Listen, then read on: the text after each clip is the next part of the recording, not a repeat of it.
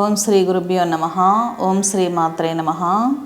పూజలో స్త్రీలు పాటించాల్సినటువంటి నియమాల గురించి తెలుసుకుందాం. ఇప్పుడు కానీ స్త్రీలు పూజ చేసేటప్పుడు పంచమాంగళ్యాలు ధరించి ఉండాలి. శ్రీ మహాలక్ష్మి పూజలో కావచ్చు, వివిధ దేవతల యొక్క పూజలలో కావచ్చు.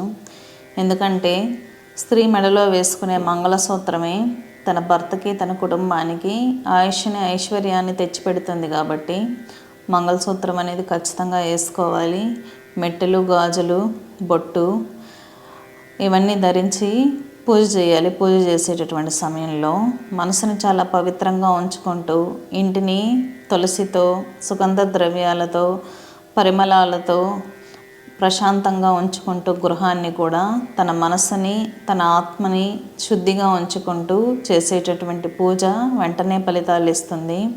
స్త్రీలు మంత్రదీక్ష తీసుకోలేని పరిస్థితుల్లో ఉన్నా సరే లలితా సహస్రనామాలు కావచ్చు, స్తోత్రాలు కావచ్చు, అష్టోత్తరాలు కావచ్చు, మీ ఇష్టదేవత అష్టోత్తరాలతో అమ్మవార్లు ఎప్పుడు కుంకుమార్చన చేస్తే చాలా సంతోషపడతారు.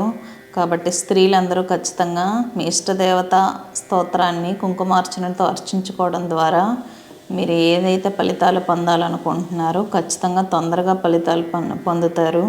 మగవాళ్ళ కన్నా ఆడవాళ్ళు చేసే పూజ చాలా తొందరగా సిద్ధిస్తుంది. కాబట్టి ఆడవాళ్ళు శారీరకంగా, మానసికంగా ఆత్మశుద్ధితో చేసేటటువంటి పూజ చాలా తొందరగా ఫలితాన్ని ఇస్తుంది. స్వస్తి.